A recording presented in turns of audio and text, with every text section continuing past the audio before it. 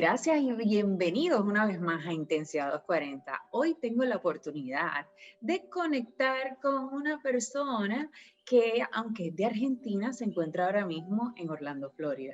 Y hoy tenemos la oportunidad de platicar con el pastor Joel Barrios.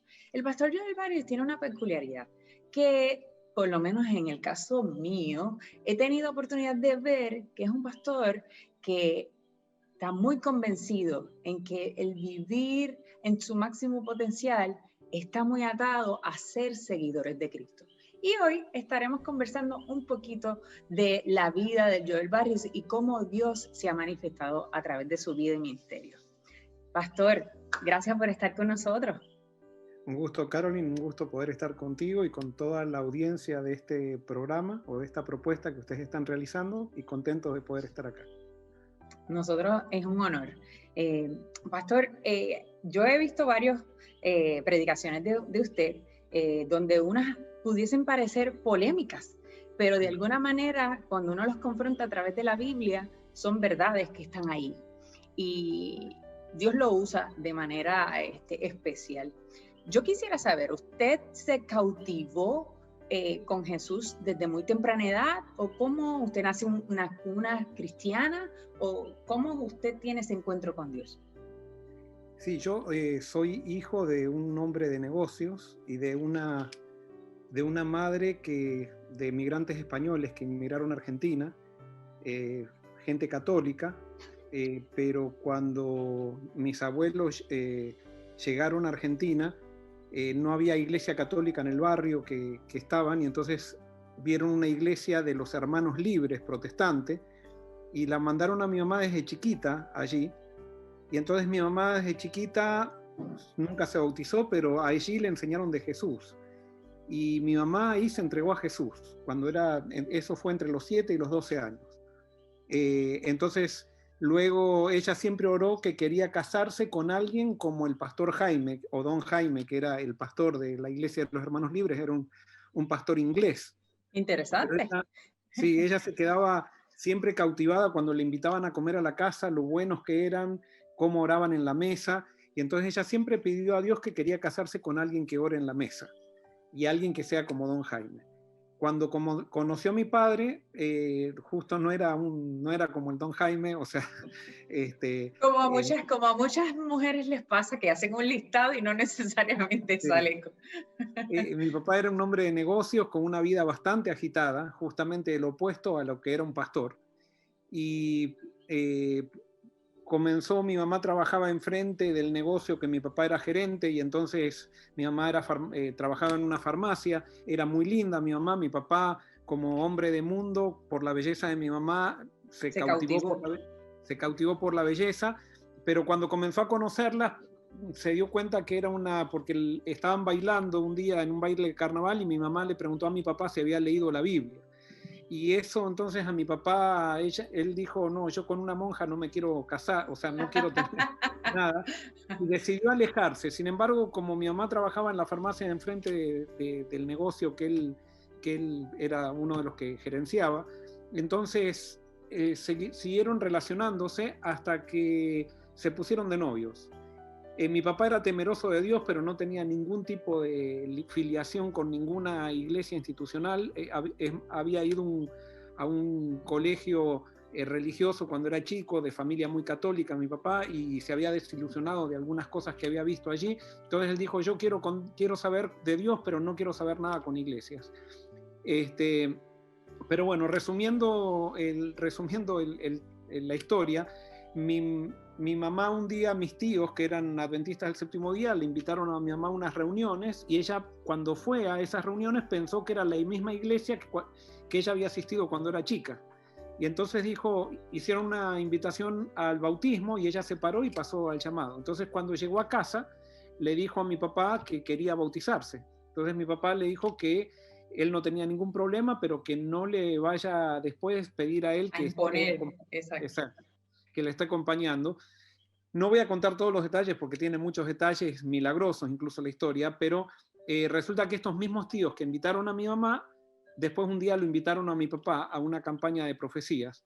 Y cuando fue a esa campaña, a él no le interesó para nada lo que estaba escuchando, pero cuando salía de la iglesia y él tratando de apartarse para que la gente no lo salude, vio una vitrina, unos libros que él había comprado cuando era jovencito y que los había comprado prácticamente sin darse cuenta a un hombre que venía De vendiendo. curiosidad y los tenía. Sí, sí.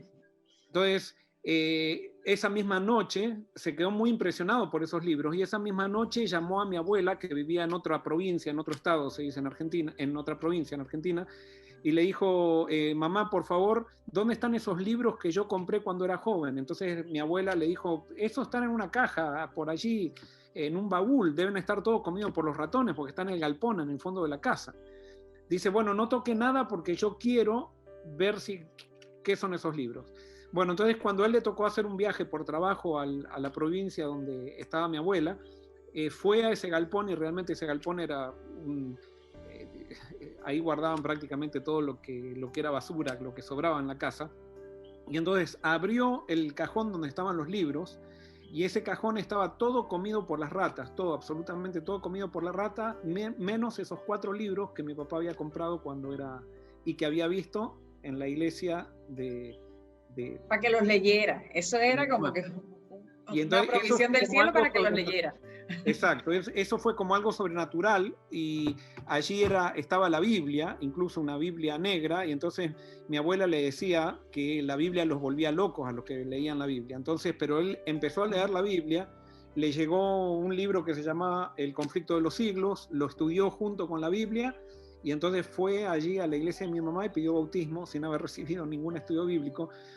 Y a raíz de eso mi papá, descubriendo la verdad del sábado, dejó el trabajo, mucho dinero que tenía, o sea, dejó toda una carrera de negocios que tenía para seguir, pero por cuestión del sábado, de su convicción, dejó eso, empezó a colportar, yo allí nací cuando mi papá estaba colportando, y una vez colportando, él se fue a estudiar teología y bueno, ahora mi papá ya tiene 94 años, es un pastor jubilado, pero hay algo que yo heredé de mis padres, que ellos me enseñaron a Dios de una manera. Mi mamá me enseñó a Jesús, la centralidad de Jesús en la vida y siempre he escuchado a mi mamá que debemos ser como Jesús, no importa nada, lo otro es todo superficial, lo importante es ser como Jesús y un poco es mi mensaje, ¿no? Sí, ¿no? Y eso se puede contemplar en los distintos predicaciones o exposiciones que usted ha tenido, ya sea a través de un programa, a través de una entrevista, a través de sus sermones per se. Siempre está la esencia de presentar la figura de Jesús, que es una parte que a mí me ha cautivado porque yo, ¿verdad?, comulgo con esa idea. Pero igualmente es interesante cómo usted proyecta, ¿verdad?, esa convicción, ¿verdad? Porque hay gente que se le hace fácil, pero conectar yo creo que tiene que ver por una convicción que usted tiene en su interior y la puede transmitir. Y entonces me interesa ver que entonces viene desde su mamá. Correcto, y después de mi papá, yo creo que mi papá nos transmitió, tanto a mis hermanos como a mí, nos transmitió la pasión por algo por lo cual estaba convencido. Mi papá, o sea, dejó todo, cuando se convenció dejó todo, no pesó los resultados, no estuvo evaluando si iba a ganar dinero, si no iba a ganar dinero, si iba a perder, si no iba a perder, sino que Dios lo estaba llamando y él dejó todo para Dios. Entonces esa misma pasión, que a veces soy un poco criticado cuando predico con pasión, creo que la heredé de mi padre, lo de la centralidad de Jesús lo heredé de mi mamá, y por supuesto, Dios utiliza todo. Yo crecí en un ambiente institucional, crecí como todo miembro de iglesia, siendo miembro de iglesia. A pesar de todo eso que me decía mi mamá, la persona de Jesús todavía no había llegado a ser una realidad en mi vida. Sí, ¿Y cuándo ocurre eso? Y cuando ocurre eso, mis padres me regalan a los 12 años un libro, Un deseado de todas las gentes, que yo lo empecé a leer y me aburrí. Pero cuando tenía 14 años, un sábado de tarde que no tenía nada que hacer, agarré ese libro y abrí justo en el capítulo que decía la niñez de Cristo.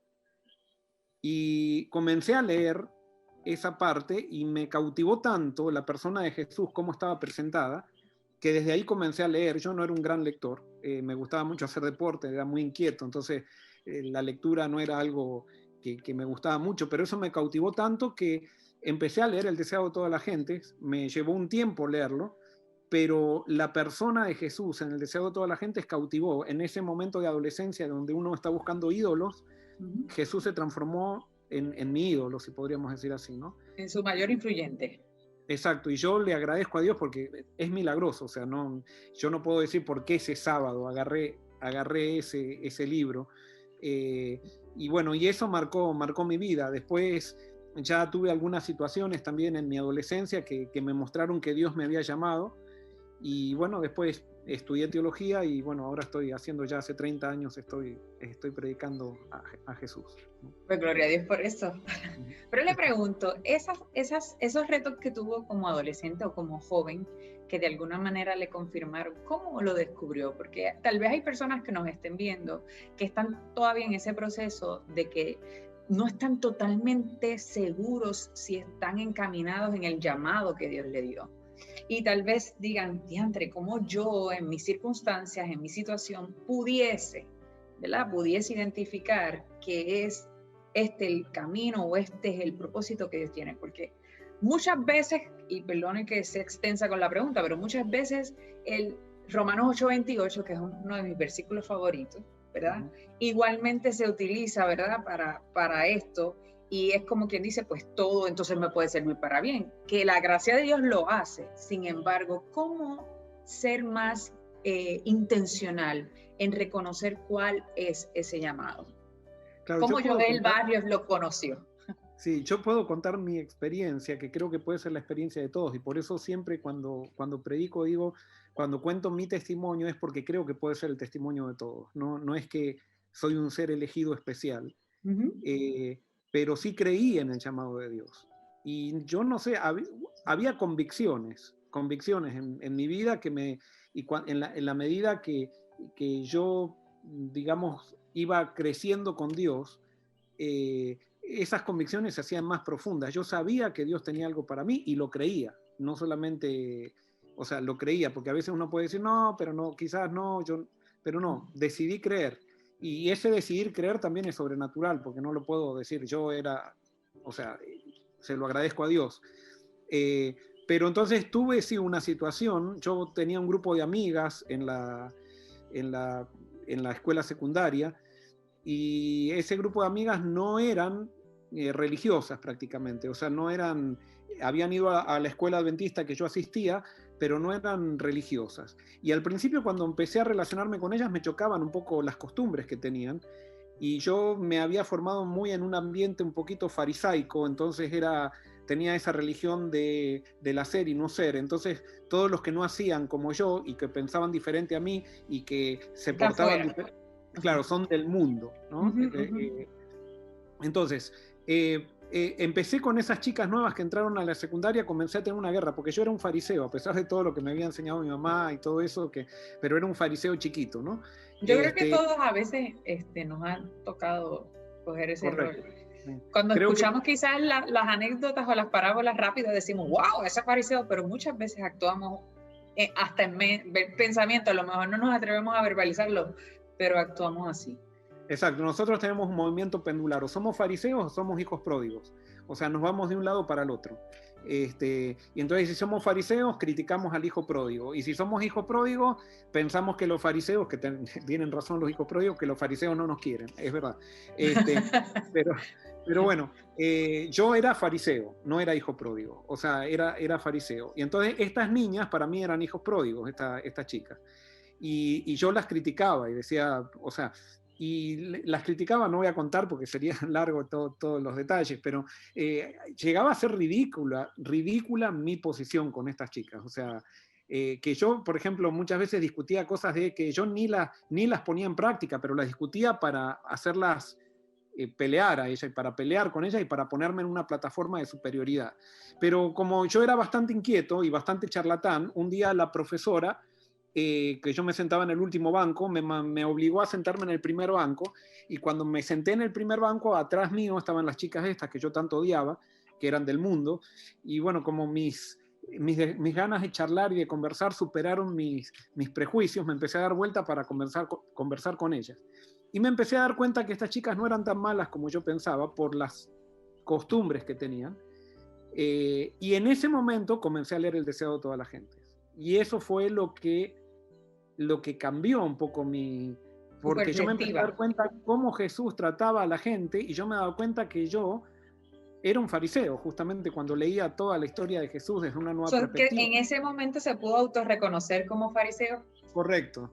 Y entonces eso fue en primer año de la secundaria, vinieron las vacaciones, en las vacaciones que son 3 meses, leí más El deseo de toda la gente y volví con una decisión muy diferente, con una actitud totalmente diferente al otro año.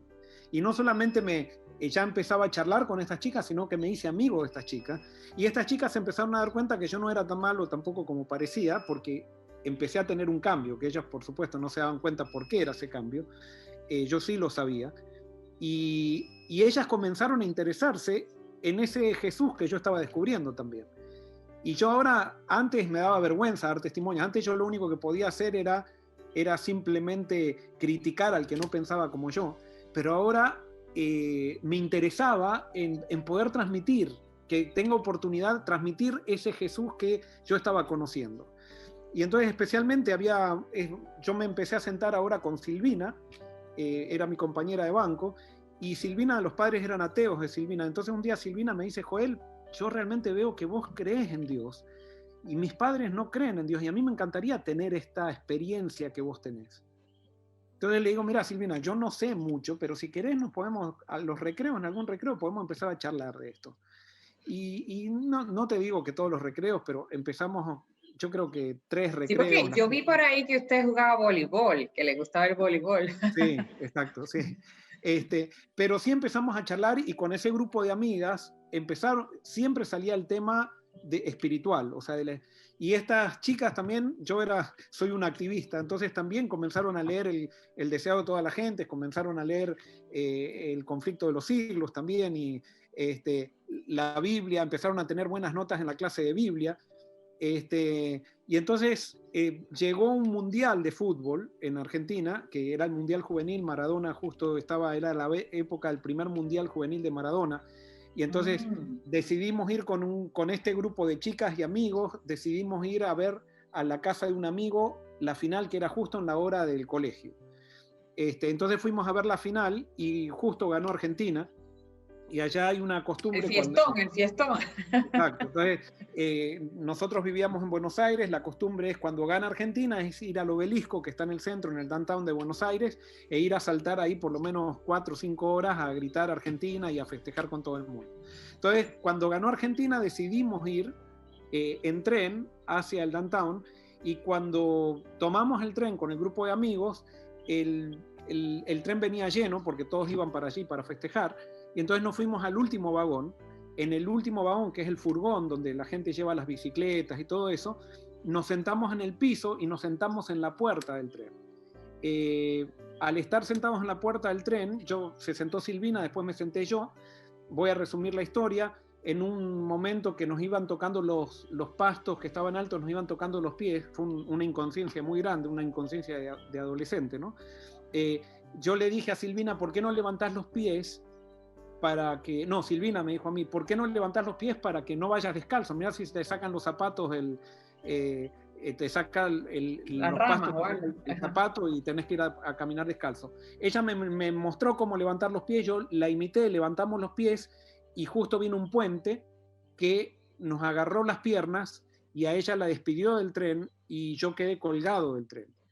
En ese momento yo no tengo, o sea, no hay otro milagro, porque yo entonces nuevamente tuve la capacidad de meterme adentro del tren después de haber estado colgado de la baranda del tren y que mis pies iban tocando al aire, las vías, pero Silvina quedó en el puente. Entonces, bueno, paró el tren en la otra estación, entonces estábamos medio desesperados, le pedimos un taxi que nos lleve al lugar, el taxi nos llevó y bueno, allí encontramos a Silvina, había caído en una viga, estaba inconsciente, bueno, algo muy triste. Vuelvo simplemente resumiendo, en una semana Silvina murió. Wow. Entonces fue un golpe bastante fuerte para mí porque Silvina era mi compañera de banco, o sea, nos habíamos hecho Así que fue un amigos. golpe que lo estremeció y de alguna manera lo estremeció en varias cosas porque estaba creciendo espiritualmente en conjunto y de alguna manera usted fue ese contacto de sus últimos momentos de conciencia. Correcto, exacto. Entonces, bueno, lo que me impactó mucho fue cuando él fue el velorio, porque los padres de Silvina eran ateos, eran jóvenes, pero el padre en la semana que Silvina había estado convaleciente le había quedado prácticamente el pelo blanco.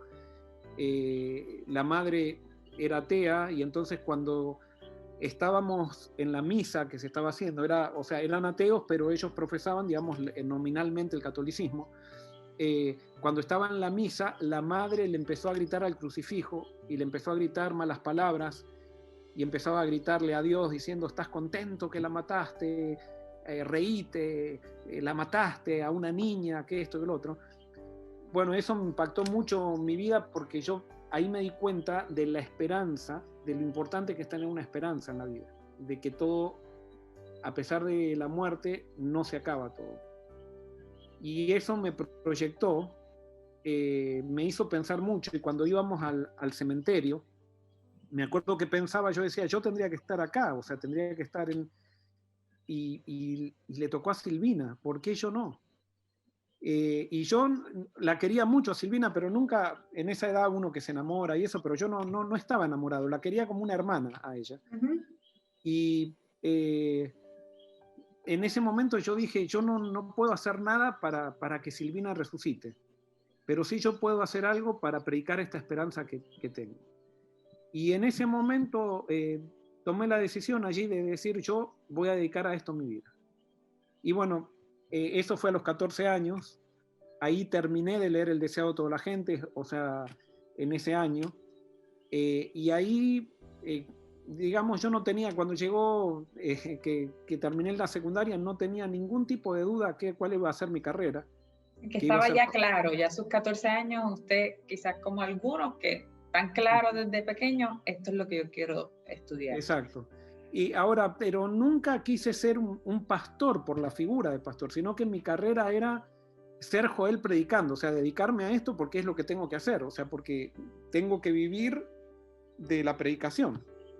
Y bueno, estudié, gracias a Dios, yo disfruté mucho la carrera de teología, y bueno, eso ya fue.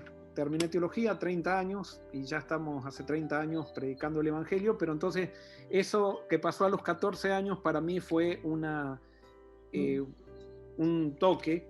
Después cuando estaba dando, ya cuando era un pastor, me invitaron a Uruguay a dar un campamento de jóvenes, y allí había chicos de Argentina, y me dijeron, ¿sabés Joel, qué pasó con la madre de Silvina? No, le digo, no tengo ni idea. Y me dicen, ¿sabés que un día ella guardó las ropas de Silvina, aunque Silvina tenía 14 años, y se puso la ropa de Silvina, se tomó el tren y se tiró en el puente donde Silvina murió? Ella se suicidó ahí, ¿no? Que es muy triste también eso. Claro.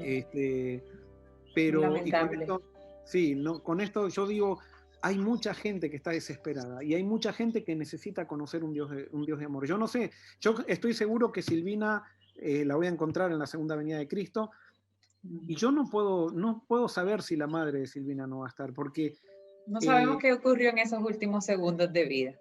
Correcto, no, y también la sociedad es víctima de los predicadores cristianos que hemos predicado un Dios que es un Dios tirano, un Dios castigador, y justamente ese era el Dios que le habían enseñado a ella, y por eso ella era atea.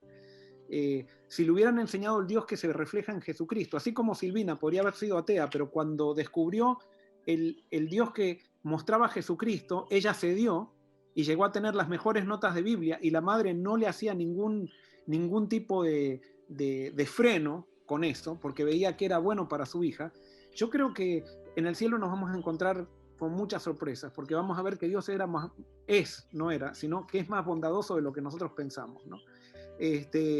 Y por eso creo que las sorpresas quizás nos vamos a encontrar con muchos así que se suicidaron y todo, que van a estar, y quizás muchos de los que estuvimos en las iglesias que no lo vamos a ver. que condenábamos a los que se suicidaban, que condenábamos a los que estaban en la droga y eso, quizás esos no estemos, pero muchos de aquellos estoy seguro que van a estar, ¿no? Pastor, en su tiempo de haber estado lógicamente pastoreando, predicando, ¿qué es el rol más difícil o el reto mayor que ha enfrentado? Porque vamos a hablar claro, mucha gente pone a los pastores como si fueran dioses, ¿verdad?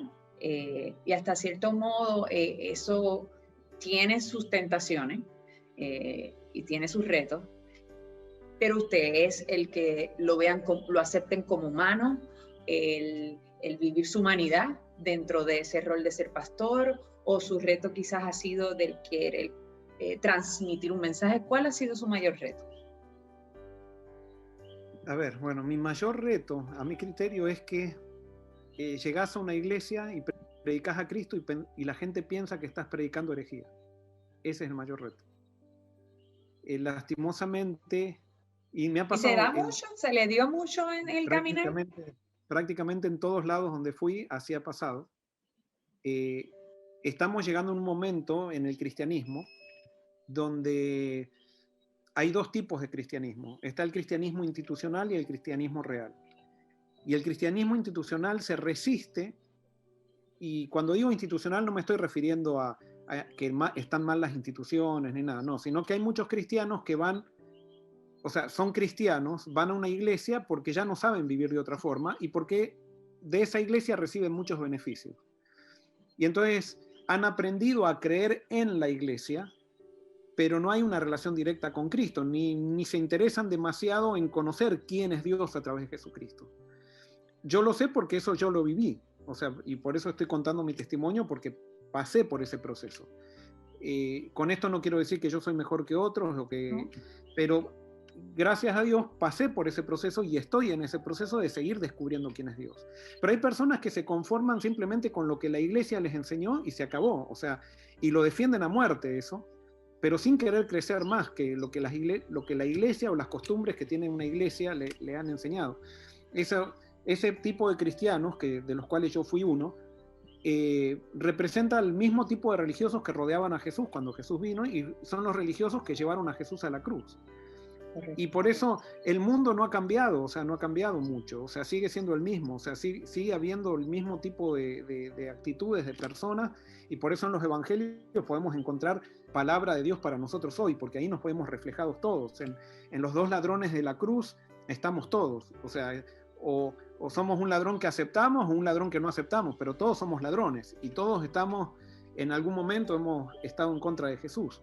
Correcto. Pero hay un sector del ladrón que no quiere aceptar, y ese sector del ladrón que no quiere aceptar generalmente hace guerra cuando comienzan a escuchar un Cristo más fresco, un Dios más bíblico, un Dios verdadero, si podríamos decir así, no un Dios hecho a nuestra imagen y semejanza, no un Dios idolátrico, sino un Dios verdadero. Entonces, ese para mí ha sido el mayor desafío. Cada vez que me cambian de iglesia, es como que hay que cerrar los ojos y decir, bueno, de vuelta un proceso de gente que se va a poner en contra, de gente... Pero entonces, alguien puede decir, pero eso sí... eso la Biblia dice que es lo que va a pasar, entonces no podemos tomarlo eso, sentirnos víctimas o algo por el estilo, ¿no? Es parte del ministerio, pero sí quiero decir que para mí es lo más difícil muchas veces pasar por ese proceso. Hay muchos ladrones, así como yo he sido también ladrones en la cruz, que negaban a Cristo, porque yo también muchas veces negué al Cristo de la Biblia, y fui un fariseo que condenaba y que criticaba, que ceden, y gloria a Dios, para mí eso es lo más lindo, ver cómo una persona que estaba encerrada en una religión institucional comienza a tener una religión viva. Y eso para mí, cuando los encuentro a esas personas, es el mayor desafío, pero después es la mayor alegría cuando veo la obra de Dios, porque Cristo es más poderoso que cualquier prejuicio que nosotros tengamos. Claro. Entonces, digamos, el desafío más grande se transforma en la mayor alegría. Así que con Dios siempre ganamos, nunca perdemos. Eso es lo bueno, que Dios es de multiplicar. Ahí le pudiera hacer varias preguntas. Quizás la primera que quisiera hacerle es, en ese proceso de reconocer que el cambio lo hace el conocer a Dios, ¿verdad? Que es lo que se conocería, ¿verdad? Como es la teología, ¿verdad? Conocer a Dios. ¿Cuál usted entendería que debería ser la teología más pertinente ahora mismo? Lo que pasa es que hay dos tipos de teología. Está la teología al estilo griego, que esa es la teología que maneja el mundo cristiano, lastimosamente, el mundo occidental cristiano, y está la teología al estilo hebreo o al estilo de Jesús, vamos a decirlo así. Jesús no hacía teología, Jesús enseñaba a vivir. Y a través, sí, de las enseñanzas mostraba quién era su padre. Los griegos estaban acostumbrados a endiosar la razón y entonces les gustaba la filosofía. Entonces cuando si podríamos decir así, la teología que arrasó el mundo de Jesús no fue una teología de definiciones teológicas y de descubrir si Dios es tres personas, si es una persona, no. La teología de Jesús era descubrir quién es Dios y cómo me relaciono con los seres humanos. Y sí, enseñó muchísimo Jesús, o sea, y es una teología correcta para mí. Pero la otra teología, la teología de doctrina, que no tengo nada en contra de las doctrinas, pero es la teología basada en definiciones, que los griegos pensaban que como la razón era divina y todo lo demás era maligno, entonces ellos solamente lo que les interesaba era definir bien las cosas. Y si yo definía bien las cosas, podía matar a una persona, podía tener cualquier estilo de vida, total, yo definía bien las cosas. Así pensaba un griego. Y así piensan los cristianos hoy en día también. O sea, nosotros cuando entramos a una iglesia nos enseñan a creer en un credo y estamos dispuestos a dar la vida por ese credo y matar al que no cree como yo creo y ser un diablo defendiendo ese credo. Y Cristo, lo que enseñó Cristo queda totalmente de lado y entonces nos empezamos a pelear si cree en el juicio preadvenimiento, si cree en el milenio, si el milenio va a ser antes de la venida de Cristo o después de la venida de Cristo, si Cristo es tres personas, si el Espíritu Santo es una influencia, es una persona, y nos quedamos en toda esa teología de definiciones que no nos enseñan nada de Jesús, o sea, y no nos enseñan a vivir. Entonces yo tengo un problema con esa teología griega, que no es la teología de la Biblia, no es la teología que enseñó Jesús, no es la teología que enseñaron los apóstoles. Por supuesto, hay que definir Porque, en fin, diríamos que en vez de llamarle quizás teología griega, vamos a decir que la teología pertinente es la vida práctica de Jesús, seguir ese ejemplo y hacerlo parte de nuestro día a día. Que sea algo por convicción, no algo quizás por imitación solamente porque conozco una definición o porque lo debería ser, sino más bien porque creo que es la mejor manera de vivir. Exacto, y yo, o sea, ojo, yo creo en las definiciones, yo muchas veces tengo que enseñar definiciones, pero si esas definiciones no me llevan a la imitación de Cristo, a vivir para Cristo, a vivir para su gloria, no tiene ningún sentido. Estamos jugando a la iglesia, pero no estamos haciendo verdadera iglesia cuando tenemos eso. Entonces, y ahí es que viene quizás, voy a aprovechar esta coyuntura para hacerle la pregunta relacionada a la iglesia. De alguna manera, muchas personas utilizan el argumento de yo lo que necesito es a Jesús, yo lo que necesito es tener una relación íntima con Jesús, yo no necesito la iglesia. ¿De qué manera usted opina sobre eso o cómo aborda esos argumentos? No, ese argumento está equivocado, está confundido. O sea, ¿por qué? Porque la iglesia es el mayor invento que Jesús, para mí, es el mayor invento que Jesús hizo aquí en la tierra. O sea, es más, lo que hizo antes de irse fue fundarla, justamente Pero lo que pasa es que no entendemos bien lo que es iglesia. Y toda persona que acepta a Cristo, eso lo dijo Jesús, no forma parte de la iglesia. Y como Dios es un ser relacional, yo no puedo salvarme en una isla. Yo me salvo en relaciones. Justamente el servicio, la misión es relacionarse. Nosotros pensamos que la misión es predicar. Eso es quizás lo más superficial de la misión. La misión es relacionarse con las personas y que a través de una relación vean a Jesús en mí. Eso es discipulado. Eso es discipulado. Discipulado no es enseñar doctrina, ¿no? Es mostrar a Jesús en mi vida. Es no tener nada que esconder en mi vida y entonces exponer a una persona, exponer mi vida a una persona sin tener que esconder nada y saber de que yo voy a ser igual en mi casa, en la iglesia, cuando estoy predicando, cuando estoy jugando al fútbol, cuando soy el mismo en todos lados. Cuando Jesús está en nuestra vida, eso es lo que sucede. Y entonces todos los que tenemos esa experiencia con Jesús nos transformamos en iglesia y colaboramos los unos con los otros en una misión. Después, la iglesia no es la organización. Eso es lo que hay que tener en claro. Y no que es una muchas veces ese es el concepto que se tiene, que es la organización, claro, que es la estructura, que es lo que se adhieren o se bautizan en esta doctrina en particular, que es entonces, mucho más profundo y más allá. Claro, la iglesia son las personas sinceras que se entregaron a Cristo. Pero las personas sinceras que se entregaron a Cristo, llega un momento que para ser efectivos necesitan organizarse. Y entonces se organizan para ser más efectivos en la misión. Pero la organización para tener mayor alcance, mayor repercusión. Correcto. Ahora, cuando la organización no está siendo efectiva en la misión, entonces hay que cambiarla. Y eso es lo que muchas veces no estamos dispuestos a hacer. El cristianismo institucional no entiende eso y piensa que la iglesia es la organización, y como la iglesia es la organización, nunca hay que cambiarla, nunca necesita reforma, y la iglesia la consideran como si fuera Dios incluso. Entonces, cuidado, en estos momentos, en esos círculos institucionales, tú puedes hablar barbaridades de las personas y nadie se hace un problema, pero cuando hablas algo en contra de la organización, se rasgan las vestiduras y se mueren, los institucionales se mueren, porque los institucionales no quieren cambios. Y con esto no estoy diciendo que, vuelvo a repetir, o sea, en todos lados hay gente institucional, como hay fariseos, como no hay, y gente discípula. La iglesia tiene una representación de lo que es la sociedad, y la sociedad está llena de diferentes, y que todos en un proceso u otro estamos en proceso, valga la redundancia. Correcto. Todos estamos en un proceso. Exacto. La institución tiene gente de los dos grupos, pero la iglesia no es gente de los dos grupos. La iglesia son todos los sinceros que están en Cristo. Y puede haber gente en las instituciones, puede haber, por ejemplo, yo fui un pastor fariseo por un tiempo también, o sea, a pesar de que a los 14 años conocí a Jesús, comencé un proceso de desarrollo. Yo me acuerdo de algunas cosas que predicaba cuando comencé mi ministerio. Era el látigo, le daba el látigo, al látigo. Claro, sí.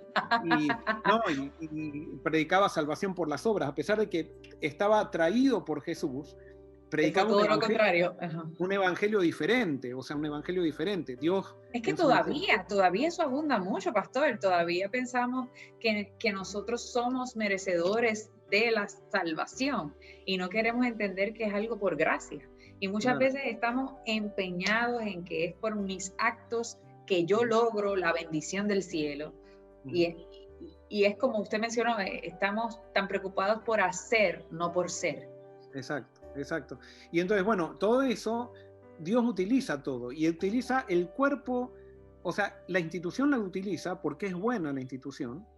Somos los que estamos en la institución muchas veces que la corrompemos o la hacemos efectiva. Y yo abogo porque hagamos una institución efectiva. ¿Y cómo? No es cambiando la institución, es cambiando los corazones de aquellos que estamos en la institución. Y es empezando por uno mismo. Exacto, comenzando por mí. Entonces, cuando cambia nuestro corazón, la institución se transforma en un medio de misión, que es una bendición para todo el mundo. Correcto. Entonces, esas son lastimosamente, como iglesia cristiana y también como pueblo adventista, todavía no tenemos una eclesiología demasiado clara. Y por eso acá sí es necesario definir, o sea, algunas cosas para establecer realmente y que no confundamos los tantos. ¿Quién es Cristo? ¿Quién es la iglesia? ¿Qué es la organización? ¿Qué es la institución? Y vamos a ver que todos en su debido lugar son muy necesarios y son bendecidos por Dios en su lugar. El problema es cuando cambiamos la ecuación y le damos más importancia a algo que no tiene tanta importancia y ponemos a Cristo como algo que no es tan importante. Ese es el problema. Exactamente. A mí eso fue uno de los temas que pude, ¿verdad?, tener la oportunidad de escuchar. Y dentro de, independientemente de usted, como bien explica, usted sí cree en la institución. Usted, por encima de creer en la institución, piensa en que todas las personas que aceptan a Jesús y tienen, ¿verdad?, ese deseo genuino de servirle, son parte de la iglesia. Por lo tanto, en su sermón, recuerdo que usted dijo, dejemos de tener nuestra mente encerrada, de que solamente las personas que estén en cierta denominación son los que se van a salvar, que los demás no se van a salvar. Dios tiene sus hijos en distintos lugares, y todos vamos a aportar a ser esa iglesia de Dios. Yo creo que eso fue uno de los temas que muy poca gente quizás se atreve, menos si está en una institución, ¿verdad? Porque pudiese interpretarse como que usted está predicando en contra, que no lo es, por supuesto, pero que quede claro que la esencia es Cristo. Y eso es una de las partes que todas las personas que nos están escuchando, la esencia de nosotros vivir en plenitud, de vivir bajo el propósito, es que seamos hijos genuinos, que deseemos vivir bajo los pies de Jesús. Y eso es lo que va a hacer la diferencia. Correcto. Y una de las cosas que es importante entender, que el peor pecado es el orgullo. Y porque eso tampoco lo tenemos muy claro los cristianos. Pensamos que el peor pecado es la droga, el adulterio y todo, que son pecados, sin duda. Pero el peor pecado es el orgullo. Entonces, ¿cómo yo puedo saber si estoy predicando lo correcto o estoy predicando lo incorrecto? Cuando vemos orgullo en nuestra vida, estamos predicando un evangelio que no es el correcto. El evangelio verdadero, lo dice Pablo, va en contra del orgullo, o sea, aniquila el orgullo, el evangelio verdadero. Entonces, cuando yo estoy empezando a considerarme superior a otro por la luz que Dios me dio, superior a otro por la iglesia a la que pertenezco, estamos en un evangelio totalmente diferente, un evangelio que no es el evangelio de Cristo. Y estamos más perdidos incluso que aquellos que nosotros señalamos como perdidos, porque no estamos entendiendo lo esencial, a pesar de que estamos pensando, que es peor todavía, estamos pensando que estamos bien cuando realmente estamos mal, ¿no? Quizás entonces, eso explicará ¿verdad?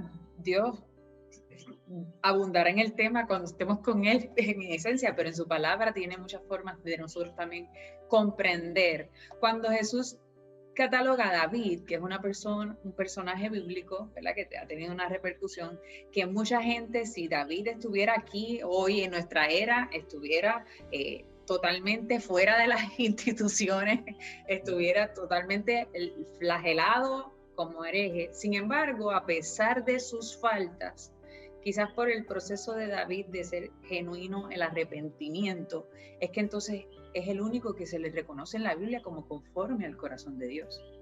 ¿Será algo relacionado a eso en su forma quizás de arrepentirse, de a pesar de sus faltas, él genuinamente reconocer su error?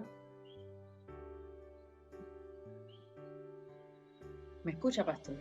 Ahora sí, ahora sí. Okay. No me escuchó la pregunta. Dijiste que escuché hasta que David es considerado, a pesar de todas sus cosas, el único considerado alguien con el corazón como el de Dios.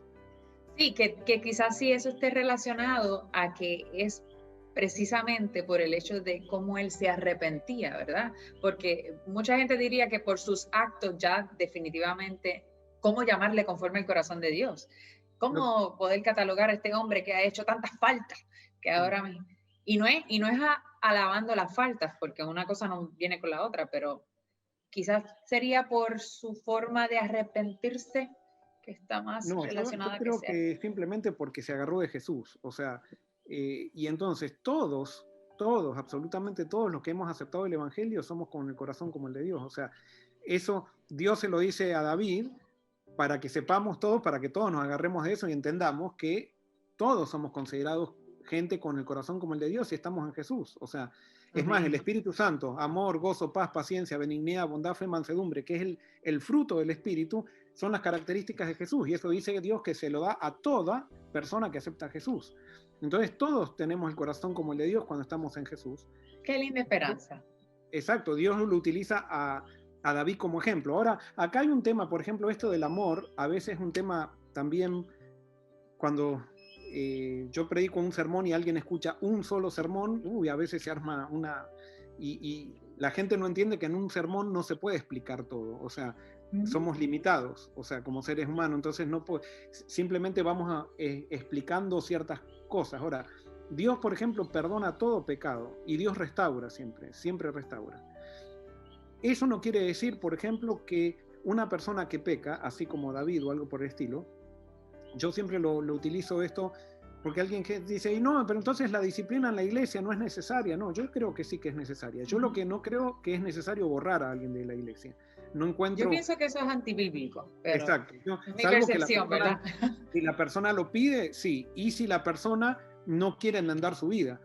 Y entonces yo creo que hay un recurso, pero ese recurso no es porque queremos limpiar la imagen de la iglesia, sino que es un recurso que utilizamos para poder salvar a la persona.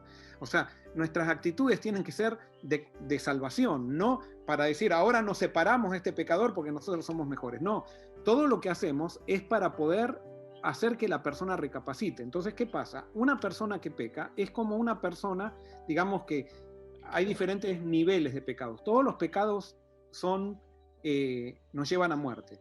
Pero la Biblia dice que hay pecados más profundos y otros menos profundos, pero todos son igual o sea, todos son malos, pero unos son más malos que otros. ¿De acuerdo a qué? De acuerdo a cómo afecta a las personas. O sea, mientras más afecta a personas, más malo es el pecado. Mientras menos afecta, menos malo el pecado. Pero son todos malos. Quiero aclarar bien. Y resaltar esa parte. Llevan a muerte. Pero entonces, ¿qué pasa? Si yo cometí un pecado grave, esto yo lo explico como si fuera, me quebré la pierna, se me quebró el hueso de la pierna. Yo tengo que hacer descanso, sí o sí, para que ese hueso se recupere. Y por más que yo tenga buenas intenciones de caminar, si yo trato de caminar, ni bien se me quebró el hueso y no hago descanso, voy a perjudicar mi caminar para toda la vida. Es más, hasta me puedo quedar sin caminar. Pero si yo hago descanso y dejo que ese hueso se recupere, yo voy a poder después hacer exactamente las mismas actividades o más actividades que antes que tuve el accidente. Entonces lo mismo pasa con alguien que peca. Alguien que peca necesita descanso para tomar perspectiva, necesita descanso para analizar, pero no un descanso para humillar a la persona y decirle ahora porque pecaste te ponemos en penitencia. No, es para que se dé cuenta y tome perspectiva. Pero una vez que esa persona descansa, su hueso sana, lo ponemos a caminar de vuelta y lo ponemos a caminar y a correr y a todo lo que, o sea, todo lo que puede hacer una persona. Por eso también, como digo, muchas veces nos vamos de un extremo a otro. Somos fariseos o somos totalmente decir, no, Cristo te ama, y entonces no importa todo, sí. Vení a la iglesia fumando marihuana porque no hay ningún problema, porque Dios te ama. Y sí, si quieres venir fumando marihuana, pero te vamos a predicar a Cristo y te vamos a predicar la solución de eso. No porque querramos sacarte la marihuana, sino porque queremos que seas feliz. Queremos que no utilices recursos superficiales para sanar tu problema de vacío de corazón, que no lo soluciona la marihuana, lo soluciona Cristo. Entonces, ese es el evangelio, un evangelio que ama, que enseña al Dios que no cambia, que ama incondicionalmente, no importa en qué pecado esté, un Dios que restaura, pero un Dios que por amor a mí también me da descanso cuando, digamos, cometí un error que todavía no me doy cuenta demasiado bien qué fue lo que hice, me da descanso para que yo pueda recapacitar, pero me restaura y una vez que yo aprendí, me pone de vuelta en todo y en más para que yo pueda servirlo y pueda dar mi testimonio. Sí, y ahí toca un tema que yo sé que para distintos extremos, como usted menciona, tiene sus retos, porque definitivamente, ¿verdad? Habrán algunos que dirán, que lo he escuchado ya, que dirán, sí, pero ¿cómo tú puedes catalogar que yo soy el que necesito si todos somos pecadores? Porque el mismo que me está mandando a descansar, no sé, ¿no? Y entran quizás estas polémicas, claro, pero en definitiva... ahí hay una respuesta. O sea, ¿por qué? Porque Dios nos permitió a nosotros juzgar acciones, nunca personas, sí acciones. Entonces la iglesia, sí, el conjunto de creyentes puede decir esta acción es mala, esta acción es... Lo malo es cuando la iglesia dice esta acción es mala y el que hizo esta acción también es malo. Ahí se equivoca la iglesia. Entonces la iglesia se equivoca cuando dice como este cometió esta acción mala y aunque esta persona se arrepintió, lo vamos a borrar de la iglesia, lo vamos a pedir que se rebautice de vuelta para que vea, para que todos vean que pecó. No, eso, estamos tan en pecado nosotros como la persona que cayó cuando tenemos ese tipo de actitudes. O sea, esas actitudes no muestran a Cristo. Correcto. Por lo tanto, la esencia es nosotros buscar conocer a Cristo, conocerlo de una manera personal para poder vivir como es. Ahora, por ejemplo, yo tengo, suponete, un tesorero de iglesia y que el tesorero de iglesia se roba los diezmos, se roba la ofrenda y yo lo descubro. Yo le voy a dar un descanso a esa persona. O sea, no lo voy a condenar. Si se arrepiente, perfecto, bárbaro, pero le voy a dar un descanso. O sea, para que sepa por qué hizo eso, por qué llegó a eso. Y yo puedo juzgar su acción. Yo puedo decir, esta acción es mala, no es buena, te trae malos resultados. Lo que no puedo es juzgar al tesorero. Es decir, tú eres malo, tú estás perdido, tú no tienes solución, ahí ya me voy a un lugar que Dios no me permite y que entonces me meto yo en un problema, yo me meto ahí en un pecado. No, que en definitiva entonces ahí es tener claro, juzgar la acción y no a la persona. Y hacerlo con una medida de amor, que es como Jesús se caracterizaba en ese sentido. Así que hay que llenarse del Espíritu Santo, llenarse de la gracia de Dios para nosotros poder ser portadores de ese amor. Porque ahí es donde mucha gente queda lacerada y salen y impacta su vida de alguna manera adversa. ¿No? Y las acciones que juzgamos tienen que ser de acuerdo a cómo Dios juzga las acciones también. Porque a veces nosotros le damos a ciertas acciones más categorías.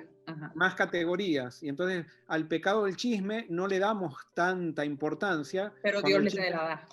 Claro, porque el chisme, vos fíjate que si nosotros dijimos que un pecado se mide por la cantidad de personas que afecta, el chisme es uno de los pecados más groseros. Que más afecta a gente, claro. Que más grosero. O sea, el chiste es como el asesinato y el adulterio. O sea, involucran tanta gente, quizás más gente que todavía eso. O sea, entonces, pero a veces nosotros tenemos ciertas categorías de pecados que, claro, porque nosotros estamos acostumbrados a verlos, los catalogamos de una manera. A pasarle la mano. Correcto. Ahora, yo no creo que la iglesia tenga que estar todo el tiempo controlando pecados ni nada. Con que prediquemos a Cristo, la iglesia se va purificando sola. O sea, Cristo es poderoso. A veces se va a tener que decir algo o algo por el estilo. Pero cuando hay un grupo de personas que quiere buscar a Cristo, no necesitamos ser policía, no necesitamos controlar, no necesitamos nada. El Espíritu Santo se mueve, genera libertad, genera la persona que empieza a sentirse mal.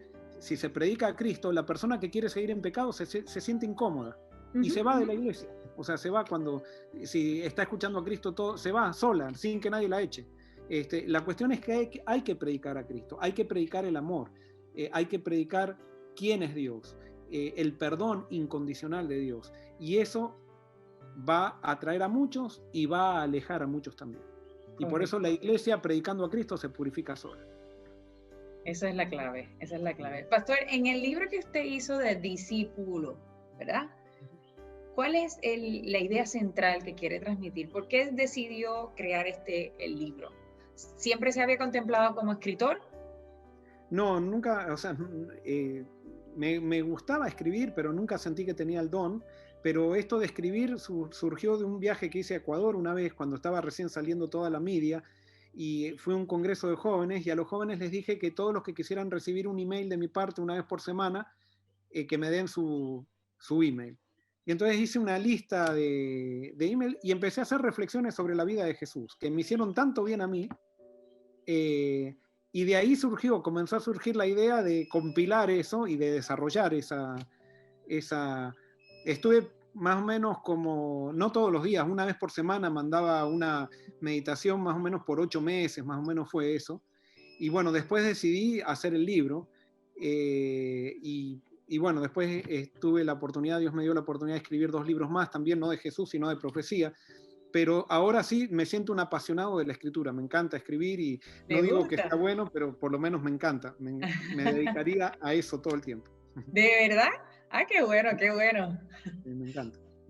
Pastor, si le preguntase... Perdóname, vos me preguntaste algo que no te contesté. El libro de Discípulos, el tema del libro de Discípulos, trato de mostrar cómo Dios se esconde en las formas más sencillas y se escondió en Cristo. O sea, el mensaje es cómo la gente rechazó a un Dios que se manifestó de una manera diferente al que esperaba. Ese es el mensaje de ese libro. Perdóname, te interrumpí. ¿Y por qué decidió el título entonces Discípulo? Porque yo reflexiono sobre más o menos hay mucha reflexión sobre los discípulos y yo quiero que la persona que lea ese libro se transforme en un discípulo de Jesús. Y por eso hago la introducción diciendo, analiza al maestro y bueno, es la oportunidad de que seas un discípulo, si es que realmente aceptas el sígueme de Jesús, ¿no? Y ahora que me dice que se le despertó o redescubrió esa pasión o inclinación hacia la escritura, ¿tiene algún libro que se esté ahora escribiendo? ¿Viene algo por ahí? Sí, hay un libro como es un libro bastante más profundo, lo tengo ahí, pero ya está por publicarse, no sé cuándo, pero está por publicarse, que se llama Adventismo Orgánico. Es un libro que eh, pone en una cápsula toda la filosofía de lo que sería cristianismo orgánico, ¿no? O sea, Okay. pongo adventismo orgánico por el hecho de que es mi Desde su denominación, espectro, claro. es el movimiento, pero creo que ese libro se aplica para cualquier denominación, podría llamarse cristianismo orgánico, o sea, no necesita ser aplicado sí al adventismo, pero sí hay un capítulo que analizo la historia del adventismo y muestro cómo el movimiento adventista nació como un movimiento orgánico que después se institucionalizó, lastimosamente, y entonces muestro cuáles son los principios de ese movimiento orgánico a los cuales tenemos que volver, y donde se aplican esos principios nuevamente surge movimiento. ¿Y eso Entonces, está para cuándo? ¿No tiene fecha todavía? todavía no, y estoy también escribiendo un comentario de Gálatas, que ese, si Dios quiere, para el año que viene Ese sí sale. Sí. ¿Y en Gálatas, por qué Gálatas de tantos libros? Porque es un libro corto, y es un libro que habla del Evangelio, justamente, y habla del Evangelio aplicado a una situación práctica de la iglesia de Galacia, que se aplica, esa iglesia vivía las amenazas que toda iglesia cristiana vive, que es la tergiversación del Evangelio. Entonces, por eso elegí esa epístola. ¿Cree que ahora mismo la iglesia está tergiversada? No, la iglesia no está tergiversada. Puede ser que mucha gente de la institución ha tergiversado el mensaje del Evangelio. Es más, yo estoy viendo en este momento algo que no veía hace muchísimo, que es un gran despertar del Evangelio. O sea, y lo veo en diferentes compañeros, colegas pastores, testimonios de gente que nos escribe. Vemos aquí en la misma iglesia, cada semana tenemos testimonios de gente que por el Evangelio está siendo transformada y está dedicando su vida con pasión ahora a predicar un Cristo que nunca habían tenido. Gente que estaban envuelta en vicios y que ahora está libre en Cristo. O sea, cosas que realmente estoy sorprendido de lo que estoy viendo, de lo que estoy siendo testigo. Y creo que yo no soy el único. Yo creo que esta pandemia, Dios está sacando cosas muy lindas de esta pandemia, a pesar de lo malo que está resultando para el mundo, pero Dios siempre transforma las maldiciones en bendición. Y yo, o sea, estoy maravillado porque hay un movimiento que está surgiendo que no está conectado. O sea, hay predicadores que yo, por ejemplo, a veces escucho ciertos predicadores que digo, pero predica exactamente lo mismo, y yo sé que nunca me escuchó, o sea, que nunca me escuchó, ni yo tampoco lo había escuchado a él. A veces charlo con ciertos predicadores y hemos llegado a las mismas conclusiones sin haber nunca estado en contacto. Sí, la conexión del espíritu, y la conexión del espíritu que los lleva a armonizar un mensaje que se necesita pertinente ahora, del despertar. Exacto. El despertar la figura de Cristo en cada uno de nosotros. Yo sí veo que el mensaje de Cristo está empezando también a tomar más fuerza.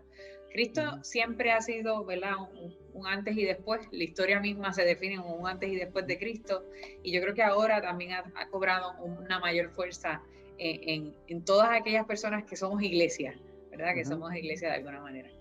Pastor, para ir cerrando, ¿qué personas han sido esas influyentes para usted, adicional a la Biblia, adicional a Jesús, adicional a sus padres, que de alguna manera han también aportado a ese crecimiento y desarrollo espiritual para usted? Muy bien, o sea, va a parecer muy, muy familiocéntrico lo que voy a decir, pero mi hermana y mi hermano han nutrido mucho mi vida espiritual. Charlamos muchísimo, siempre hemos charlado muchísimo de todas estas cosas, y hemos desarrollado, hemos descubierto. Cuando uno descubre algo, enseguida lo compartimos, lo discutimos, a veces estamos de acuerdo, otras veces no estamos de acuerdo. ¿Usted es el mayor, el menor, el del medio? Soy el menor. Entonces, mis hermanos, como soy el menor, muchas veces también se volcaron a mí, digamos, en A el sentido de protegerlo. que, sí, este, pero mis hermanos fueron unos. Después, por supuesto, hay muchas personas, pero si tengo que nombrar personas en mi adolescencia, cuando yo estaba viviendo todo esto que te conté con mis amigas de la escuela y todo eso, a la iglesia que yo asistía pusieron un pastor de jóvenes, que era un pastor de jóvenes que enseñaba a pensar a los jóvenes. Gloria a Dios. Espectacular, fue pastor de jóvenes desde los 14 a los 16 años, a los 17 años, hacía campamentos, charlábamos mucho, en las charlas yo todavía puedo recordar ciertos, por ejemplo, me acuerdo una meditación que estábamos en el campo y él, un sábado que él dijo, los cristianos no debemos prometer nada a Dios, debemos decidir, pero no debemos prometer. Porque cada vez que prometemos, nosotros la promesa nos engaña y pensamos que porque prometimos vamos a lograr y dejamos de pedir ayuda a Dios. Nosotros tomamos decisiones y Dios nos ayuda a cumplir esas decisiones. Me Simplemente encanta. eso Sí, un detalle, pero me encanta, me encanta. a los 15 años, eso en mi cabeza entró.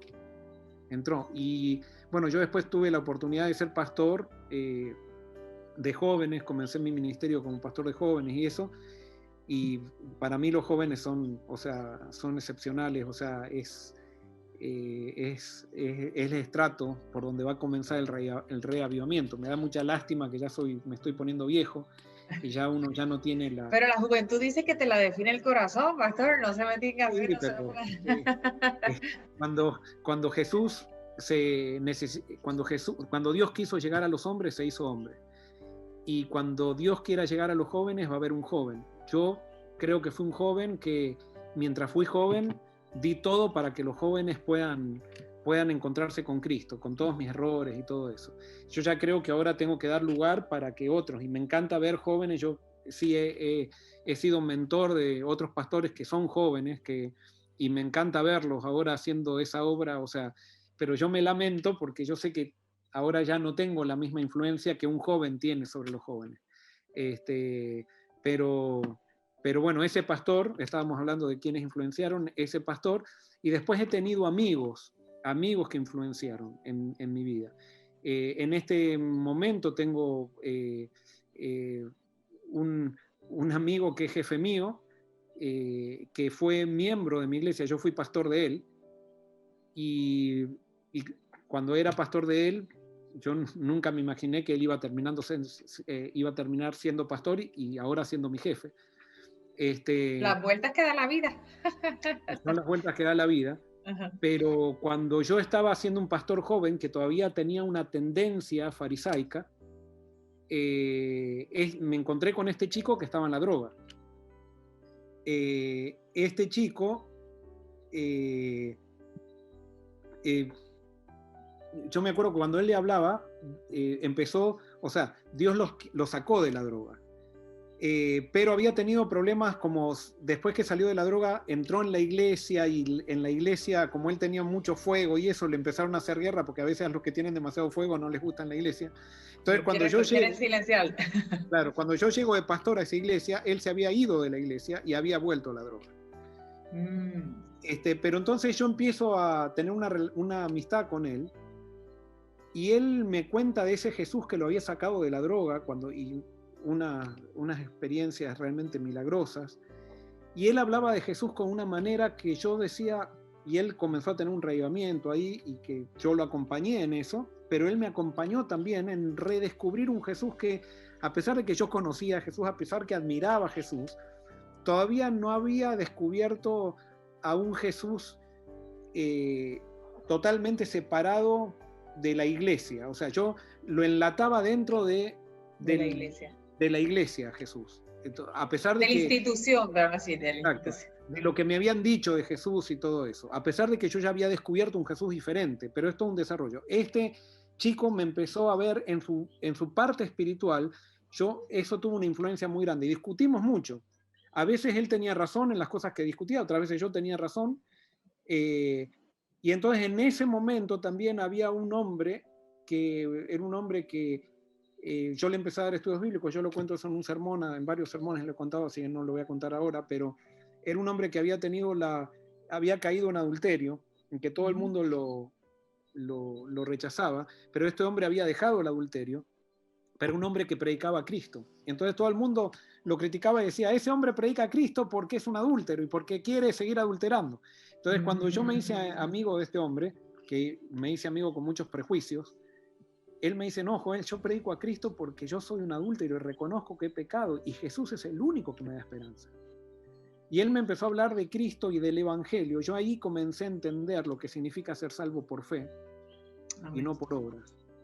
A raíz de esto, qué bueno que lo trae, pastor, porque a veces, precisamente por prejuicio, limitamos las bendiciones que Dios tiene a nuestro alrededor, porque inclusive de una historia de una persona que esté fuera, que no crea lo mismo que yo, que no sea de mi misma denominación, que no haga las mismas prácticas que yo, Dios también me puede hablar a través de esa persona y Dios puede también ayudarme en que ambos, como mencionó, ¿verdad? Que tanto usted estaba haciendo de influencia para ese joven, como igualmente él lo estaba haciendo para usted.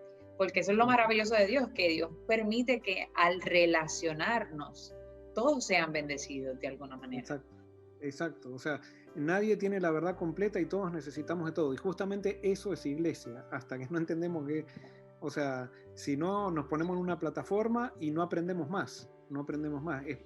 Es más, hoy yo ya tengo 30 años de ministerio, pero sigo aprendiendo y sigo necesitando gente que con sus diálogos, con su... voy creciendo y voy descubriendo nuevos horizontes, ¿no? Nuevas cosas.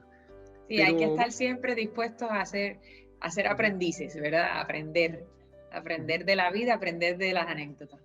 Pastor, si le preguntara, ¿qué para usted vivir en intensidad? ¿Qué usted me contestaría? Vivir en intensidad. No sé a qué te referís con intensidad. Pues el programa de nosotros, usted sabe que se llama Intensidad 240. Y quizás yo no lo he explicado mucho, pero el Intensidad 240 tiene quizás una doble intención, ¿verdad? Porque para la intensidad 240 voltios, pues el voltaje más alto que te permiten en el área de Occidente es de 240 voltios, que usualmente es el que se utiliza para la estufa, para la lavadora y secadora, ¿verdad? Y la estufa es donde nosotros adquirimos alimento, preparamos nuestro alimento, y lavadora y secadora es donde nosotros lavamos las vestimentas. Y el voltaje, así que hice ahí un paralelismo de que el voltaje es cuando nosotros podemos recibir ese voltaje o hacerlo funcionar en nuestra vida si estamos conectados. Entonces, nosotros necesitamos estar conectados a la fuente, que es Cristo, para poder vivir en intensidad. Para usted, si yo le pregunto, ¿qué es vivir en intensidad? ¿Qué le viene a la mente? ¿Qué usted piensa? Bueno, a mí lo que me viene a la mente es vivir con pasión, o sea, todo lo que uno hace, hacerlo con pasión. O sea, no vamos a ver, yo no veo ningún personaje de la Biblia que no haya vivido con pasión el llamado que Dios le hizo. O sea, ¿es todo o es nada? O sea, si no voy a dar todo en lo que hago para Dios, mejor no hago nada. Pero estar así a medias, estando así, siendo un diplomático o cosas así, claro, tiene que ser una pasión santificada, ¿verdad? O sea... exacto. A veces en esa pasión nos equivocamos, muchas veces tenemos que crecer, madurar, y el Espíritu Santo para eso nos hace madurar. Y por eso es necesaria la experiencia también, que la experiencia uno la va desarrollando por medio de las equivocaciones y por medio de volver a Dios en cada equivocación. En la medida que más experiencia tenemos, cada vez menos daño le hacemos a la gente. Mientras menos experiencia tenemos, nuestra pasión muchas veces provoca daño. Los que estamos, por más que somos bien intencionados, lo que sea, es una pasión que necesita madurar, ¿no? Pero sí, yo creo que a Dios le encanta transmitirnos pasión, le encanta vernos apasionados. No veo ningún profeta desapasionado en la Biblia, o sea, entonces vivir en intensidad creo que es hacer lo que Dios nos pone con pasión, ¿no? Amén. Gracias por compartirnos esa respuesta, gracias por todo este tiempo donde nos ha compartido de distintas formas el testimonio que Dios tiene con su vida. En definitiva, pastor, tenemos mucho que hablar. Usted tiene muchas anécdotas o que no dudo que tal vez le hagamos la invitación nuevamente a ver si usted dentro de su agenda nos permite, porque nos encantaría seguir dialogando desde la perspectiva de Cristo y desde la perspectiva que Dios le ha podido mostrar. Yo creo que las personas que nos están viendo en esta conversación, lo que más abundó fue la figura de Jesús. La figura de Jesús es la clave para nosotros vivir con intensidad, con pasión, con intencionalidad y realmente ser iglesia. Dios permita que cada uno aceptemos esa invitación, le pidamos, Señor, ayúdame. Tomemos la decisión de permitirle a Dios obrar en nuestra vida para que vivamos con intencionalidad, en intensidad, en el nombre de Dios. Amén. Gracias, pastor. Gracias por su tiempo. Un gusto. Y yo no sé a cuáles son los oyentes de este programa, pero simplemente déjame decir una cosita. O sea, claro. Yo creo que Dios está levantando un movimiento que trasciende a las iglesias. O sea, no está mal dicho, que trasciende a las denominaciones. Dios tiene una iglesia desparramada en todas las denominaciones cristianas. Totalmente. Y en este momento yo estoy siendo, no tengo tiempo de contarles, pero estoy conectado con gente de otras denominaciones que están viviendo esto y que están dispuestos a unirnos en Cristo y en la palabra. O sea, por eso estamos aquí, conectados en el Señor, convencidos de que así es y que la clave y la diferencia y la esencia es Cristo. Cuando nosotros permitimos que Cristo viva en nuestro corazón, podemos también reconocer que somos esta gran familia de Dios y que estamos llamados a vivir como que el reino de Dios se ha acercado, que es que ese rey, que es Cristo, esté en mi vida y se pueda proyectar en mi vida. Amén. Gracias, pastor, por su tiempo. Dios te bendiga, gracias por la oportunidad y bueno, quedamos en contacto entonces. Saludos a toda la audiencia de ustedes, a toda la gente que está por detrás, que me imagino que también hay gente por detrás de esto. A todos los de intensidad, así que ya saben, por favor, manténganse en pendientes y vivan en plenitud de la mano de Dios. Que el Señor les bendiga.